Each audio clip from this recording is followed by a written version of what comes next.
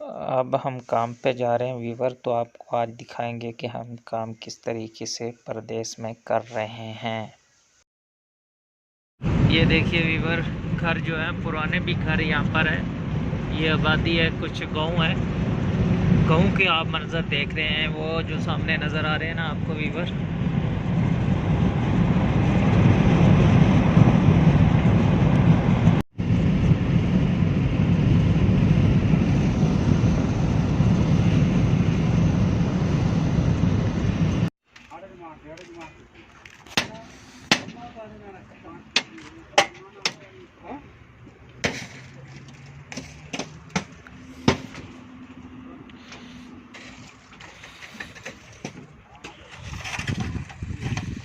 Weaver, हमें मुसलसल काम करते हुए जो 3 घंटे हो चुके हैं, 1 घंटे का और काम बाकी है, उसके बाद ये मुकम्मल लोड हो जाएगा।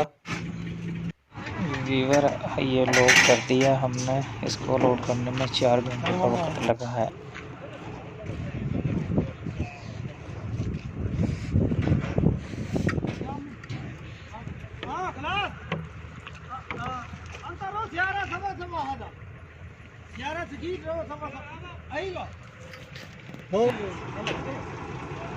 अभी वीवर हम सामान को यहाँ पर उतार रहे हैं। उतारने के बाद में कंप्लीट